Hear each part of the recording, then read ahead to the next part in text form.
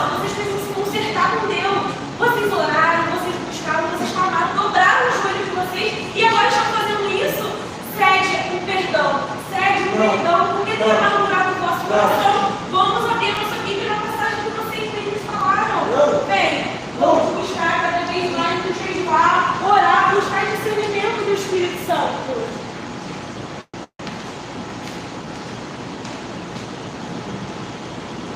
Abra comigo a sua Bíblia, meu amado, no Evangelho de Mateus, capítulo 12, a partir do verso 22.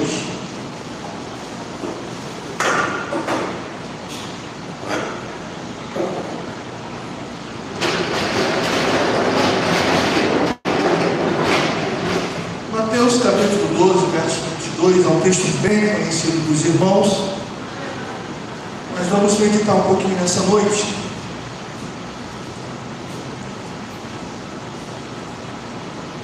Irmãos, acharam, amém?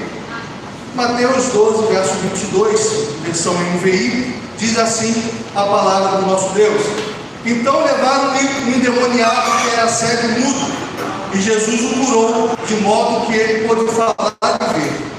Todo o povo ficou atônito e disse: não será este o filho de Davi? Mas quando os fariseus ouviram isso, disseram: é somente por Beelzebul, o príncipe dos demônios, que ele expulsa demônios. Jesus, conhecendo os seus pensamentos, disse-lhes: todo reino dividido contra si mesmo será arruinado, e toda cidade ou casa dividida contra si mesma não subsistirá. Se Satanás expulsa Satanás, está dividido contra si mesmo. Como então subsistirá o seu reino? E se eu expulso demônios por Beelzebul, por quem os expulsam os filhos de vocês? Por isso, eles mesmos serão juízes sobre vocês. Mas se é pelo Espírito de Deus que eu expulso demônios, então chegou a vocês o reino de Deus. Ou como alguém pode entrar na casa do homem forte e levar dali os seus bens, sem antes amarrá-lo? Só então poderá roubar a casa dele. Aquele que não está comigo, está comigo. E aquele que comigo não ajunta, espalha. Que Deus nos abençoe lendo a sua palavra. Amém? Irmãos, aqui o que Jesus está nos ensinando? Um princípio sobre a unidade.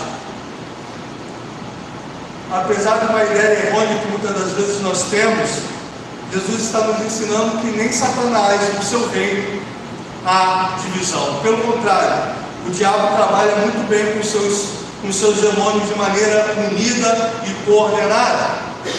Jesus está nos ensinando que esse erro da falta de unidade nem Satanás comete no seu próprio reino, porque se assim fosse, o seu reino não subsistiria. Sei quem aqui já teve a oportunidade de ler o livro Arte da Guerra, que é um livraço, e ali tem a frase, né, sobre o princípio que ele vai ensinar, que fala sobre dividir para conquistar. E esse princípio vem sendo aplicado no mundo já há milênios. Você divide o seu inimigo e assim você o conquista. Podemos falar até de forma resumida que se você acompanhar um pouquinho de política e do cenário atual, você vai ver que esse princípio ele é muito utilizado. Você vai ver que políticos e partidos ascendem e chegam ao poder usando dessa tática. Dividir a população, porque assim se torna mais fácil conquistar. Foi assim que os europeus fizeram no período de colonização, foi assim que foi feito no Brasil, na América do Sul, no continente africano. Você divide um povo adversário e assim ele se torna uma presa fácil para conquistar. E é assim que Satanás tem trabalhado, é assim que o inimigo trabalha na igreja, na família, no trabalho. Nenhum reino que está dividido, ele pode permanecer de pé por muito tempo. Não é essa a grande razão do declínio do grande Império Romano? As brigas internas, as guerras civis, os rachas, a briga pelo poder fragmentou tanto o Império que quando os bárbaros começaram a atacar, o Império não tinha mais força para resistir devido a tanto racha interno. E assim que o inimigo procura fazer dentro da igreja. Querido, o diabo sabe que o seu tempo vai chegar, ele sabe que o seu tempo se abrevia, Jesus disse isso. Apocalipse vai mostrar que Satanás está aí, sabendo que tem pouco tempo e vai tentar enganar as nações. O diabo sabe.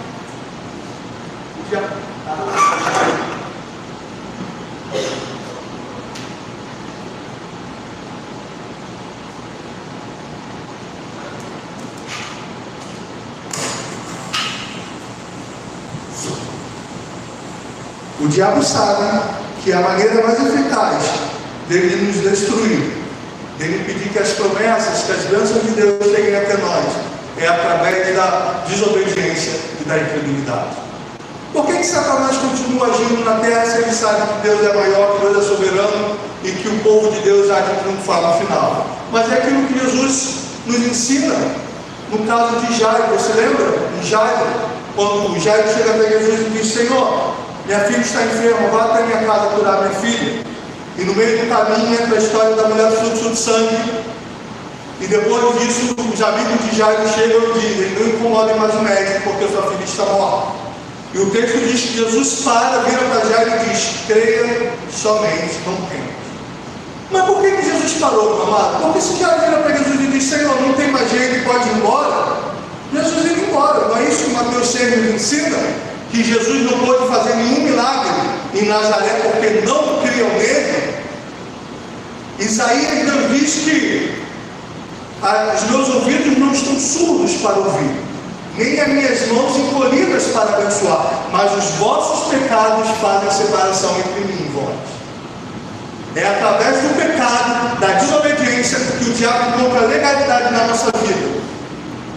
E se tem algo que o diabo trabalha muito para encontrar legalidade, e que nessa noite nós precisamos matar isso, tapar as brechas, é a falta de união. Onde há desunião, onde há contenda, onde há briga, onde há facção, Deus não está presente. Porque Paulo vai dizer que o nosso Deus é um Deus de paz, que o nosso Deus não é Deus de confusão. Nós muitas das vezes nós oramos e a nossa oração não passa do teto, porque as nossas atitudes são contrárias às nossas orações.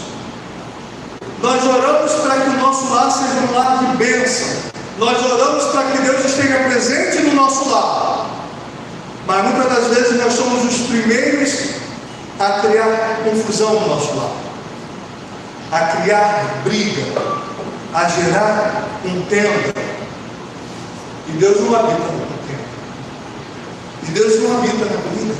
E Deus não habita na confusão.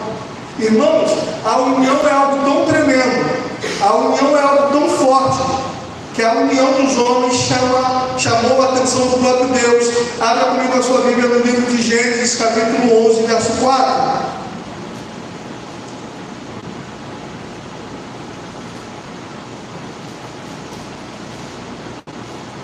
Depois disseram: vamos construir uma cidade com uma torre que alcance os céus. Assim nosso nome será famoso e não seremos espalhados pela face da terra.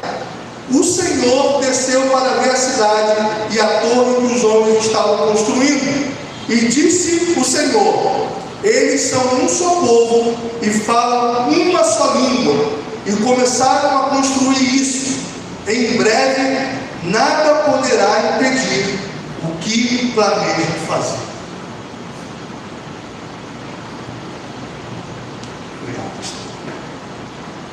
Você consegue perceber o poder da união?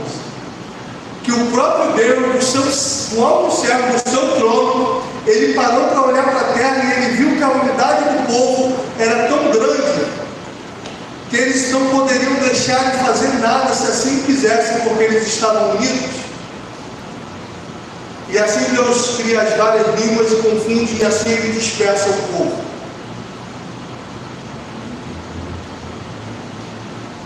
Satanás não tem uma igreja desunida. Satanás não tem orações e pregações de pessoas que buscam os seus próprios interesses. Satanás não tem isso, irmãos. Porque isso para ele nada é, isso não ameaça o seu reino.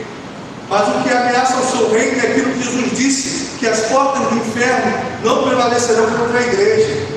Mas é uma igreja viva, uma igreja obediente, uma igreja fiel, uma igreja que se une, entendendo que o Paulo diz que a nossa luta não é contra carne nem sangue, mas contra principados e potestades. Mas Satanás tenta constantemente nos fazer entender que a nossa luta é contra o nosso vizinho, que a nossa luta é contra o irmão da outra denominação que pensa diferente da gente, que a nossa luta é contra aquele parente que é problemático, que a nossa luta é contra aquele vizinho que perturba, que a nossa luta é contra o nosso colega de trabalho. E assim nós nos desviamos do foco e do objetivo. Enquanto deveríamos estar trabalhando unidos para que o reino de Deus avance, para que almas se convertam, para que o nosso bairro, a nossa comunidade seja influenciada pelo poder do Evangelho. Quando nós deveríamos estar trabalhando juntos, nós estamos perdendo tempo em picuinhos, em brigas, em bobeirinhas, em querer ter o seu nome de destaque, em querer se promover, em querer fazer. Eu só trabalho na igreja se for para o meu nome aparecer. Eu só ajudo no departamento de quem eu gosto. Ah, fulano eu não gosto, então fulano eu não vou ajudar. Ah, o pastor está de férias, então eu tiro férias junto da igreja. Porque eu estou mais preocupado com o meu nome, com o meu ministério, com a minha autopromoção, do que com o avanço do reino de Deus. Casas, famílias, trabalhos, empresas, irmãos. Vamos, a gente tem a seriedade disso, empresas que quebram por causa de funcionários desunidos. Minha mãe trabalhou há muitos anos, posso falar porque já tem mais de uma década, ela trabalhou numa rede de hotel que tinha 2 gerentes apenas, um da manhã e um da noite. Os gerentes se odiavam. E eles faziam grupinhos e um tentava prejudicar o outro. O hotel quebrou. Porque nenhum reino dividido pode permanecer durante muito tempo, irmãos. Nenhum reino que tem guerra interna. Se você estudar a história, você procura pesquisar sobre países que passaram por guerra civil, o país se arrebenta. Irmãos, meu pai sempre falava isso. Uma guerra civil é pior do que uma guerra externa. Porque quando você tem uma guerra dentro da sua própria cidade, entre o próprio povo, isso destrói a cidade, isso arrebenta. Quando um povo se une contra um adversário externo, ele tem muito mais chances de vencer e de permanecer de pé do que quando ele trata uma guerra dentro de si mesmo. Famílias destruídas financeiramente porque não conseguem ser unidos. Porque o marido quer uma coisa, a esposa quer outra. O marido quer fazer churrasco todo final de semana, a esposa quer fazer uma reforma na casa, o filho quer comprar jogo de videogame, e assim cada um gasta o seu dinheiro. Quando você vai ver, está todo mundo endividado. E se eles se juntassem forças, se eles fossem unidos, se eles traçassem um objetivo em comum, eles já estariam em lugares muito mais altos, muito maiores. Se você for ler o Novo Testamento, nós abordamos bastante isso lá na nossa BD. E outro dia eu fiz questão de anotar 90% dos livros do Novo Testamento tem um capítulo dedicado a falar sobre o amor fraternal e sobre a unidade.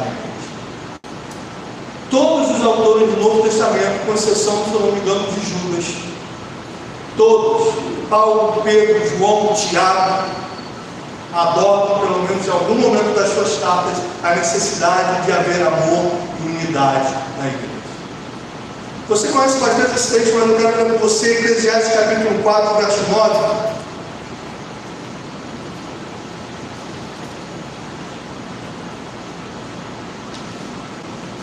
Diz assim a palavra do nosso Deus: melhor é serem 2 do que 1, porque tem melhor paga do seu trabalho. Porque se caírem, um levanta o companheiro. Ai, porém, do que estiver só, pois caindo não haverá quem o levante. Também se 2 dormirem juntos, eles se aquecerão, mas um só, como se aquecerá? Se alguém quiser prevalecer contra um, os 2 lhe resistirão. O cordão de 3 dobras não se arrebenta com facilidade. Só coloca aí, por favor, para ler mais textos.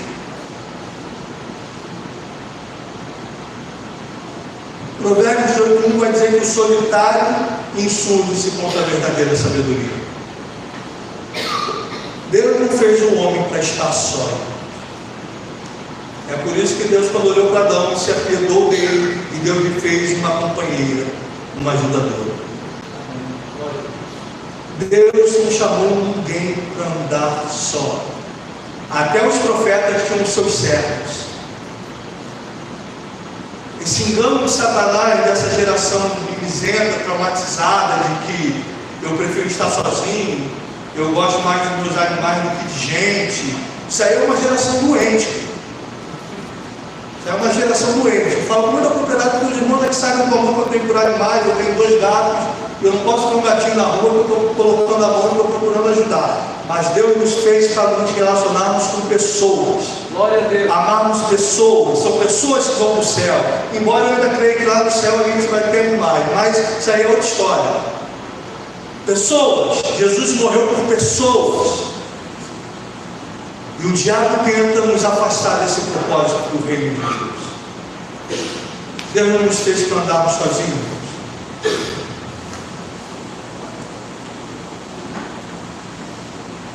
Nós precisamos aprender a somar forças, a estarmos juntos. É por isso que em Hebreus 10:25, Paulo não, o autor de Hebreus vai dizer que não devemos deixar de congregar, como é costume de alguns, mas nós devemos nos admoestar, nos incentivar, nos motivar. Porque, irmãos, todos nós passamos pelos dias maus. Todos nós temos os nossos altos e baixos na caminhada cristã. Todos nós temos muitas das vezes dificuldade de examinar o nosso próprio coração, de examinar os nossos próprios erros. É por isso que Deus levantou a igreja. É por isso que você precisa do irmão que está do seu lado. Porque até o apóstolo Pedro, o homem que ganhou 5.000 almas numa pregação, o homem que a sombra dele curava enfermos, o homem que ressuscitou Dorcas, mas um dia ele se deixou levar de tal maneira que Paulo teve que o repreender publicamente. Além de lá em Gálatas, repreendia Cefas face a face, porque se tornou repreensível. Porque enquanto ele estava com os gentios, ele estava com os gentios, mas quando os judeus começaram a chegar, ele começou a se afastar. Que bom que Pedro tinha Paulo para lhe repreender, para não permanecer no erro. Se você quiser estudar um pouquinho da vida do mercado gospel, um pouquinho de grandes pastores que caíram em pecados e nunca mais se levantaram, você vai ver que todos eles têm algo comum: andar sozinho. Não se submeteram à repreensão da igreja, não se submeteram à exortação, acharam que era grande demais. E todos eles caíram e nunca mais voltaram. E a língua coça para dar nome, eu dou nome mesmo, porque eu não tenho problema com isso. Mas eu não vou dar o nome não. Então vocês sabem aí, é só pesquisar. Tem um dele principal que tem nome composto. É só você pesquisar que você sabe quem ele está falando. O problema não foi o adultério, porque Davi adulterou. Mas quando Natan foi repreender Davi, Davi se submeteu, e se humilhou e aceitou a repreensão. Pessoas egoístas que querem andar sozinhas é porque não querem ser advertidos, não querem ser repreendidos, não querem ser corrigidos. E por isso passam uma vida inteira quebrando a cara, porque não aprendem que Deus tem bênçãos na união, que Deus tem um propósito nisso aqui, que você tem que orar em casa, que você tem que ler a Bíblia em casa, mas Deus estabeleceu a igreja, porque existe uma bênção na unidade da igreja que não há em nenhum outro lugar. É por isso que eu vejo gente falando um versículo errado. Para com isso. Jesus disse: onde estiverem 2 ou 3. Jesus não disse onde estiver 1. 1 é você sozinho, o Espírito Santo de Deus. Mas a união, a presença de Jesus está lá, onde estiverem 2 ou 3.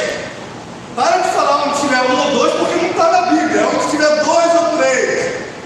Ali ele se faz presente. Porque o Salmo 133 diz: ó, quão bom e quão suave é que os irmãos vivam em união. Porque é como o óleo precioso que desce sobre a barba de Arão, e desce pela obra das suas vestes, pelo monte Hebron, porque aí o Senhor ordena a bênção e a vida para sempre. Onde é que o Senhor ordena a bênção e a vida para sempre, igreja? Na barba de Arão, que já morreu? No monte Hebron? Não, a resposta está no versículo 1. Nos irmãos vivendo em união. Onde há unidade, há vida. a bênção, a cura, a saúde. Tiago diz: confessai os nossos pecados uns aos outros para que sareis. Está cheio de gente adoecida dentro da igreja, porque está cheio de mágoa, porque está cheio de ódio. A palavra de Deus é tão tremenda aí à frente do seu tempo, irmãos. Pedro vai dizer: não deixando brotar em vós nenhuma raiz de amargura que crescendo nos dilacere. E aí está a medicina para explicar que mágoa, ressentimento, ódio adoece, gera úlcera, gera câncer.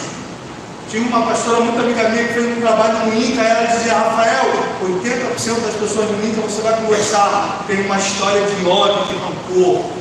Abrindo parênteses, não estou falando que todo mundo que fica com câncer tem ódio de alguém, amém? Vai sair daí por aí dizendo que todo mundo que tem câncer tem ódio, que não é só isso, mas são estatísticas, números. A maioria das pessoas com ódio adoecem. Deus não nos chamou para isso. Deus não nos chamou para criar confusão, irmão. Deus nos chamou para ser bênção. Deus nos chamou para ser luz. Deus nos chamou para edificar o seu reino, para fazer com que o reino dele avance, para fazer com que o reino dele cresça. Não para ficar perdendo tempo com bobeirinha, irmão. Tudo se entristece, tudo se magoa, tudo quer sair da igreja. Ah, passei na rua, irmão, falou contigo, irmão, nem te viu, irmão. Se for eu não te vi. Já falei, eu passo na rua com um maluco falando, um monte de gente aqui sabe que é verdade, porque eu me viu na rua. Eu passo orando, pensando numa pregação, pensando em alguma coisa, eu passo falando rápido, não te vi. Porque quando eu vejo, já 2 vezes me pararam na rua, me abraçaram, falaram da pregação, eu nunca vi a pessoa na minha vida. Até hoje eu não sei quem é, mas eu abraço e sorrio e está tudo certo. Olha Deus. Às vezes o irmão não te viu, às vezes o irmão não estava num dia bom. Eu sempre brigo. Ainda bem que eu tenho uma amizade muito grande com o Arthur, que ele não vai levar para o coração. Eu sempre brigo, mas eu sempre falo isso. A igreja não é um lugar só de alegria, irmão. A igreja também é um lugar de chorar. A igreja a gente vem para a igreja com o coração triste, com o coração machucado. Às vezes a gente vem para a igreja e também não é uma crítica que fica na galeria, não. Você fica onde você quiser. Mas às vezes a gente vem para a igreja e quer sentar lá em cima sozinho porque a gente não quer falar com ninguém. Porque a gente só vem para a igreja mesmo para ouvir Deus falar. E aí é chato, você chega na igreja e as pessoas ficam te perturbando. Ai, irmão, o que foi? Por que está com essa cara? Sorri, irmão? Não, às vezes é momento de chorar. Tu vai chegar para a Jóia e vai falar para mim: sorrir, você é maluco? Pô, Jó, você perdeu 10 filhos, perdeu tudo, está em tempo. Dá um sorrisão aí para Jesus, Jó. Que isso, irmão? Se até Deus tolerou Jó, Deus não teve paciência com Jó? Quanta coisa terrível Jó falou para Deus e Deus não relevou? Deus não releva os seus dias ruins, irmãos? Irmão, tem dia que a gente nem se suporta, não é verdade? Tem dias, ainda mais quando eu estou tirando muito do trabalho, eu fico sem dormir, com fome, eu fico tão mal-humorado, que às vezes nem eu me suporto, às vezes até eu quero tirar férias de mim. Às vezes até eu vejo e falo: meu Deus, eu estou naquele dia que eu estou chato demais. Se você fala: Rafael, tem algum dia que você não está assim, eu vou orar para Deus te perdoar, tá? Ô irmãos, a igreja tem que ser um lugar de amor, de acolhimento, um lugar de perdão. Nós temos um inimigo em comum, que é Satanás, o inimigo da nossa vida. Esse é o nosso inimigo. Ele sim que trabalha todo dia para nos derrubar, para nos destruir, para nos entristecer, para nos tirar da presença de Deus. Que você não seja a porta-voz do inimigo. Eu falo isso com o meu carinho, não estou falando que você é um endemoniado, não. Pedro não era um endemoniado. Pedro amava Jesus. Não amava Jesus? Claro que amava. Mas teve uma hora que Deus teve que dizer para Pedro: para trás de mim, Satanás. Porque tu não cogita nas coisas de Deus, mas sim na atenção do homem. Jesus não disse que Pedro era o diabo, nem que Pedro estava endemoniado, mas ele estava dizendo: Pedro, tu está sendo porta-voz do diabo. Você está defendendo o mesmo que o diabo está defendendo. É isso que nós somos muitas das vezes, quando a gente magoa o nosso irmão, quando a gente entristece o nosso irmão, quando a gente bota o nosso irmão para fora. Eu posso falar isso porque eu vou falar isso sem pensar em ninguém, realmente, diante de Deus. Mas eu sei que às vezes a gente pensa que tem algumas pessoas que saem sempre da igreja, seria até uma bênção, né? Eu sei, irmão, eu sei. Eu sei que às vezes a gente pensa: pô, se fulano saísse, ia ser mais alívio do que trabalho. Mas, irmãos, Deus nos chamou para amar esses também, porque nós já fomos assim mesmo. Porque Deus nos ama, apesar de sermos isso. Irmão, já parou para pensar quantas vezes você peca contra Deus? E Deus ainda te perdoa? Queridos, se tem alguém que merecia o inferno, é você. Sou eu. Eu ouvi uma frase do pastor, ouvi na rede social, eu gostei muito. Se o maior pecador que você conhece não é você, você está precisando conhecer mais a si mesmo. Quando alguém falar no pior dos pecadores, você tem que lembrar de você, porque você é o pior dos pecadores.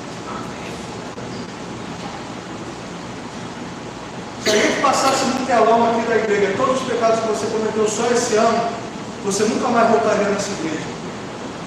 Você nunca mais voltaria a chegar nessa igreja. Eu e o Cão, eu ia comprar uma passagem para a Coreia do Norte, que eu não tenho como sair de lá mesmo, para ficar preso lá para sempre,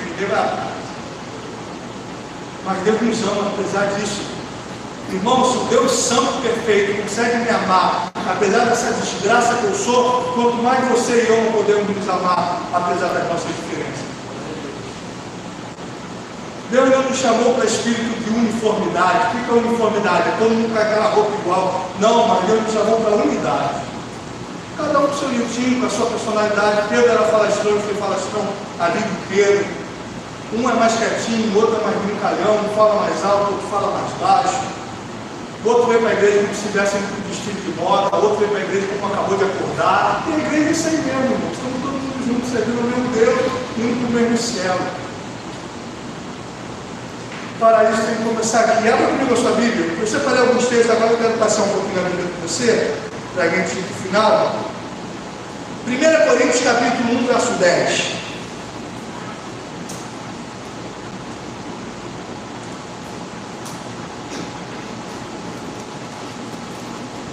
Não achou, acompanha no telão, eu vou correr um pouquinho porque tem alguns textos.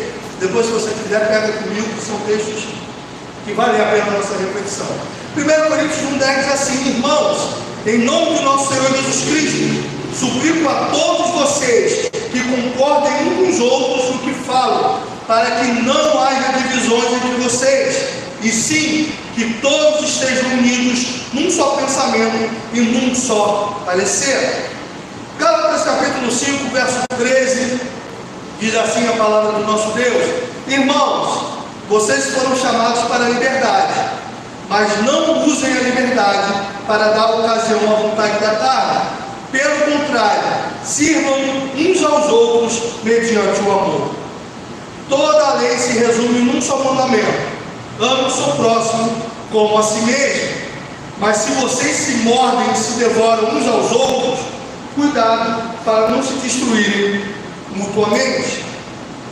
Efésios capítulo 4, verso 1 em diante diz assim: como prisioneiros do Senhor, rogo-lhes que vivam de maneira digna da vocação que receberam, sejam completamente humildes e dóceis, e sejam pacientes, suportando uns aos outros com amor. Façam todo o esforço para conservar a unidade do Espírito pelo vínculo da paz. Há um só corpo e um só Espírito, assim como a esperança para a qual vocês foram chamados é uma só. Há um só Senhor, uma só fé e um só batismo, um só Deus e Pai de todos, que é sobre todos, por meio de todos e em todos. Filipenses capítulo 4, verso 1, 2 e 3, diz assim a palavra do nosso Deus: portanto, meus irmãos, a quem amo e de quem tenho saudade, vocês que são a minha alegria e a minha coroa, permaneçam assim firmes no Senhor, ó amados. O que eu rogo a Evódia e também a Sinti é que vivam em harmonia no Senhor. Sim, e peço a você, leal companheiro de julgo, que as ajude, pois lutaram do meu lado na causa do Evangelho, com Clemente e meus demais cooperadores. Os seus nomes estão no livro da vida. Olha aí, querido.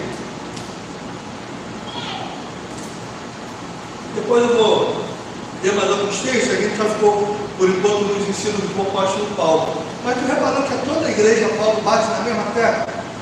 Isso nos ensina duas coisas: que o amor e a unidade é importante, e que o amor e a unidade é uma coisa difícil de acontecer.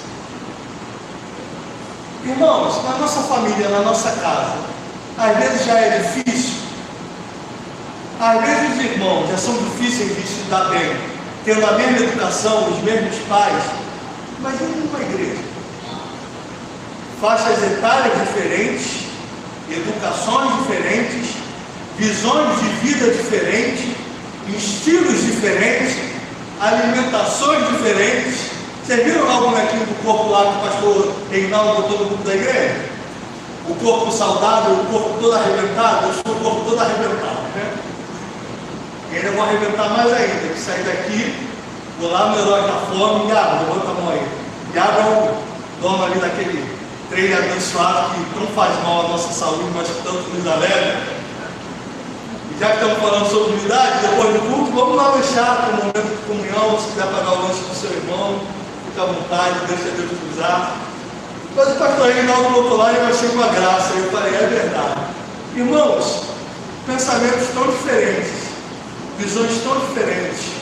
E como é que a gente vai fazer para caminhar junto? É o amor aqui.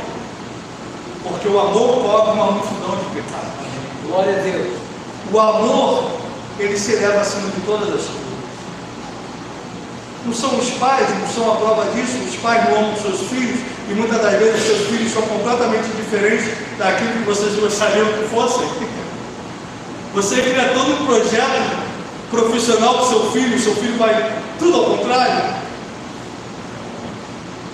Eu não tenho filho, né? Não sei se terei, mas às vezes eu fico pensando, né? Eu me baseio pelo amor que meu pai tem pelos filhos, tem por nós, que é muito grande. Eu fico imaginando se meu filho me dá o desgosto de depois de crescer virar flamenguista, eu não sei o que eu faria. Não sei se eu ia botar ele para fora de casa, se eu ia orar, se eu ia amar assim mesmo. Deve ser muito triste você amar um filho, criar, educar e depois ele torcer para outro tipo. Deve ser complicado. Mas, irmãos, a gente não ama assim mesmo. A gente não ama os nossos pais, mesmo sendo tão diferentes. A igreja é isso, irmão. É o que mantém a igreja, é o amor. Amém. Glória a Deus. Um vai gostar mais de Corinho de Fogo, outro vai gostar mais dos hinos antigos, outro vai gostar do hino congregacional do cantor cristão, o outro é mais eclético.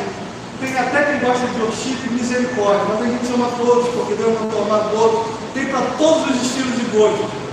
Até a igreja da parede preta a gente precisa amar também. Deus manda amar tudo, irmão. O poder do evangelho é fantástico.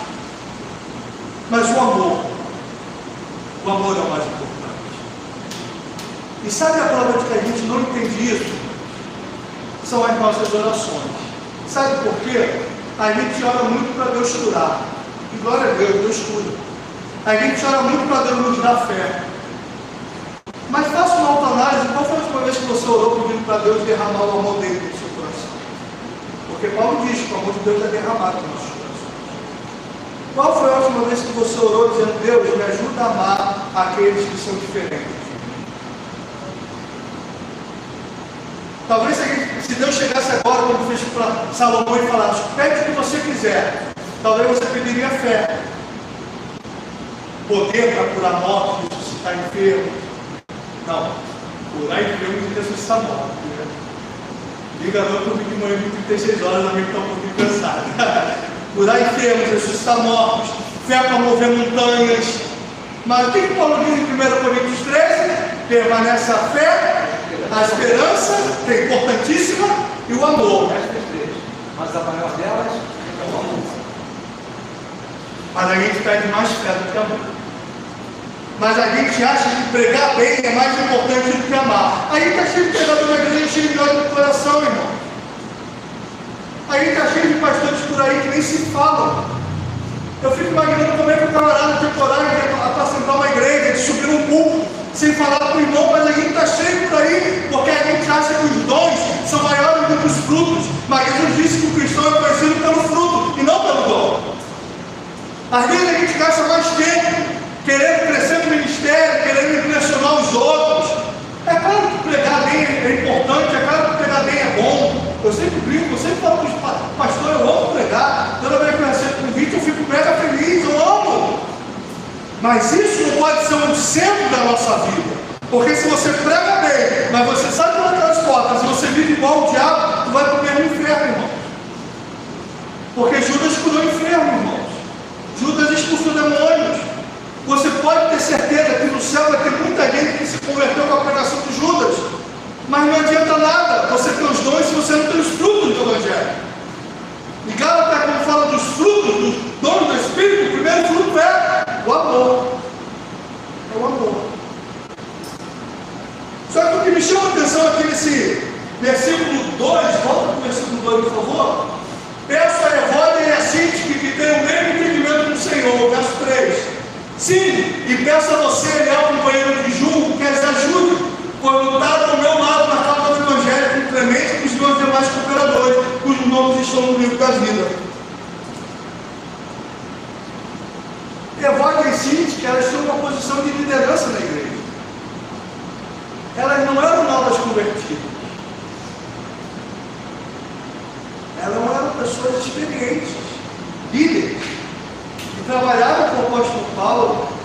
Mas o que também me chama a atenção é que Paulo não toma partido e Paulo não entra no mérito de quem está certo e está errado. O que Paulo pede é que elas passem a pensar juntos e que a igreja as ajude, porque o nome delas está escrito no livro da vida. O que nós podemos aprender com isso? Que infelizmente, irmãos, pode haver desentendimento na igreja. Isso não significa que uma é filha do diabo e outra é filha de Deus, não, irmão. Isso não significa que um é um bonzinho e outro é um malzinho. Muitas das vezes pessoas de Deus que amam a Deus podem ter um desentendimento. Paulo e Barnabé não tiveram desentendimento? A Bíblia diz que a contenda foi tal que eles tiveram que se separar, irmãos. Paulo foi para um lado com Silas, Barnabé com João Marcos para o outro. Mas continuaram sendo homens de Deus. Mas também você não vê Paulo escrevendo para nenhuma igreja falando Paulo de Barnabé. Maturidade. Maturidade. Isso é ser cheio do Espírito Santo. É poder perdoar. É poder se esforçar para manter o vínculo da paz. Sabendo que na caminhada cristã, uma hora um vai pisar no calo do outro, querendo ou sem querer. Que na caminhada cristã, um dia você não vai estar bem, você pode acabar dando uma resposta atravessada para o seu irmão. Que na obra constante, nos afazeres, possa ser que um dia haja um desentendimento. Qual casal que não tem desentendimento? Se você se desentende da pessoa mais importante, que é uma só carne contigo, quanto mais com as pessoas da igreja, que você vê uma vez por semana. Mas o que Paulo está dizendo é que se houver isso tem que morrer em nome de Jesus. É que tem que haver reconciliação, é que tem que haver perdão, é que tem que haver unidade para que a presença de Deus esteja ali. Se você quer a presença de Deus no seu lar, se esforce para que haja paz no seu lar. Efésios 6, pais, não provoquei a ira aos vossos filhos. Filhos, sejam obedientes aos vossos pais, irmãos. Quão terrível é uma casa que não tem paz. É um inferno. Isso cria problemas lá na frente. Tem um monte de jovem que saiu de casa casando com o primeiro maluco que veio pela frente porque não aguenta mais morar com os pais. Aí sabe o que vai acontecer? Vai se divorciar lá na frente. Aí sabe o que gera? Mais problemas, mais feridas, mais traumas, mais dores. Irmãos, a vida é tão difícil, irmãos. Nesse país a gente luta para sobreviver. Graças a Deus que nós temos Deus ao nosso lado. Porque se não amado, toda vez que eu entro no mercado eu saio muito crente. Porque como eu saio orando quando eu saio do mercado? Meu Deus! É só graça de Deus mesmo. É muita força para trabalhar. Mas irmãos, se em nossa casa não houver paz, não houver alegria, que a gente se esforce para que haja paz no nosso lar. Lutero dizia que a mulher se comporta de tal maneira que o marido tenha prazer de voltar para casa, e que o marido se comporta de tal maneira que a esposa tenha prazer de recebê-lo. Tem esposa que quando o marido vai entrar de férias, ela quase surta e adoece, né? Tem pais que agora em janeiro estão doidos para as aulas voltarem. Irmãos, se a igreja não for lugar de paz, tem gente que vem para a igreja e já todo armado, né? Já bota aquela armadura para vir para a igreja. Já vem pronto para o combate, já vem pronto para a briga, já vem pronto para a guerra. Irmãos, a igreja não é para isso. O O reino de Deus é paz, justiça e alegria do Espírito Santo, que desfalta com nossos famílias. E ao invés de você pensar, que bom, irmão, essa palavra para o meu irmão que está do lado, essa palavra para minha esposa, essa palavra para o meu marido, essa palavra para você, essa palavra é para mim. Nós temos que começar a mudança que nós desejamos. Que a partir de amanhã você seja a mudança no teu trabalho. Que você se esforce para manter a paz. Ignora muitas coisas, irmão, releva muita coisa. Quem é casado, principalmente os homens, sabe que muitas das vezes você tem que pedir perdão por algo que você não fez para manter a paz no casamento. Por que admitir uma culpa que não é tua, mas vai, irmão? Um bom ambiente no lar, dormir na cama quentinha vale mais do que vencer a briga muitas das vezes. Só não seja trouxa e abra mão dos seus valores, aí também não. Mas muitas das vezes, irmão, releva, tolera. Tem gente que fica mais tempo brigando para saber que está certo e errado do que o motivo que começou a briga. Deixa eu falar, irmão. Não te pediu perdão, perdoa. Seja simpático com todos, seja amado por todos. Aleluia. Seja um canal de Deus, seja um instrumento de Deus. Lá na tua família tem gente que não se fala, ao invés de você alimentar isso, você vai ser um instrumento de Deus para acabar com isso. Deus nos chamou para criar pontes, irmãos, e não levantar muros. Deus nos chamou para unir as pessoas. Deus nos chamou para unir. Quando a fofoca chegar no seu ouvido, que ela morra ali. Releva, às vezes o irmão está de cabeça quente. Aí o irmão vai te procurar para falar de outro, porque está na cabeça que ele está nervoso. Ao invés de morrer ali, você alimenta aquilo. E aí você gera contenda dentro da igreja, irmão. Aí a gente fala de muitas coisas, que eu não vou nem falar aqui, eu estou fugindo de polêmica, porque eu já tenho muitas. Mas a gente fala de muitas coisas que são abomináveis ao Senhor. Mas Provérbios diz que 6 coisas o Senhor aborrece, e a 7ª ele abomina, que é o que semeia contenda entre os irmãos. Não é só adultério, não é só adultério, é homossexualismo que dá uma prova, não. Semear contenda entre os irmãos também é abominável aos olhos do Senhor. E está cheio de gente que semeia contenda na igreja e acha que está tudo bem. Está cheio de gente que fica alimentando grupinhos, que fica alimentando facções. Sei disso não, irmão. Sei disso não. Porque aí eu posso falar com toda a verdade e sinceridade. Deus é um Deus de juízo. Deus faz justiça. Deus faz justiça, porque se é uma coisa que você não pode fazer, é ser pedra de tropeço na igreja. Isso é muito sério. Não atrapalhe o andamento do reino de Deus. Não vou escalacionar aqui pecado, não existe pecadinho e pecadão. Mas uma coisa é quando você peca contra o Senhor e se arrepende. Outra coisa é rebeldia contra o Senhor. Outra coisa é ser pedra de tropeço. Não seja como Acã, irmão. Acã foi o motivo de Israel perder a guerra. Homens foram mortos, desgraça veio, porque o miserável pegou aquilo que o Senhor mandou não pegar. Tem gente que é capa de Acã na igreja. Todo ministério que o cara vai botar a mão não vai para frente, não dá certo. As coisas morrem na mão dele, porque vive em rebeldia, porque vive em divisão, porque vive em contenda. E a bênção de Deus não pode estar nisso, irmãos. Não vai ter a bênção de Deus. Por isso que no casamento, para ter a bênção de Deus, tem que haver unidade. Se cada um for para um lado, irmãos. Você já parou para pensar num cabo de guerra? O que é um cabo de guerra? São 2 pessoas ou 2 grupos fazendo um esforço tremendo para não sair do lugar. Que coisa surreal, né? Se eles se juntassem e usassem a mesma força contra um inimigo em comum, seria muito maior, né? E muitas das vezes a gente está na igreja, está na nossa casa, está no nosso trabalho, em pé de cabo de guerra, gastando um esforço, se adoecendo, se desgastando, perdendo tempo em oração, por coisas que não saem do lugar, porque não era aquilo. Vamos agora nessa voz, quero chamar o ministério de louvor para a gente terminar cantando um hino. E eu vou ler o último texto, que eu vou procurar aqui com muito carinho, que é o último texto que eu quero ler com você, quando o ministério de louvor assume. 1 João, capítulo 4. Tem alguns outros textos, depois se você quiser pega comigo. Mas 1 João, capítulo 4, verso 7. Quero terminar com esse texto. 1 João, né? 5 capítulos, irmãos. Meia hora você lê 1 João. E 1 João toda é falando sobre o amor. João é conhecido como um apóstolo do amor, né? Filhinhos, amai-vos uns aos outros. 1 João 4,7 diz assim: amados, amemos uns aos outros, pois o amor procede de Deus. Aquele que ama é nascido de Deus e conhece a Deus. Quem não ama não conhece a Deus, porque Deus é amor. Foi assim que Deus manifestou o seu amor entre nós, e enviou o seu Filho unigênito ao mundo, para que pudéssemos viver por meio dele. Nisto consiste o amor, não em que nós tenhamos amado a Deus, mas em que ele nos amou e enviou o seu Filho como propiciação pelos nossos pecados. Amados, visto que Deus assim nos amou, nós também devemos amar-nos uns aos outros.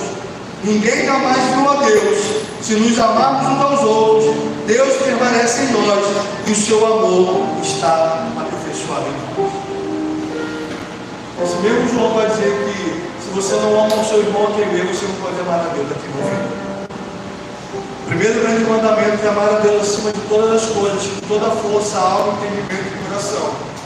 E o segundo, semelhante a este, é amar o próximo, como a nós mesmos. Nesse ano de 2025, que a gente possa amar a Deus, priorizar o reino de Deus, sabendo que o próximo faz parte desse reino de Deus. Eu não posso amar a Deus se eu odeio meu irmão, não posso. João diz que aquele poderoso irmão está em trevas, e nele não está o amor. Você pode orar bonito, você pode ler a Bíblia, jejuar, cantar, pregar, rodopiar, fazer o que você quiser.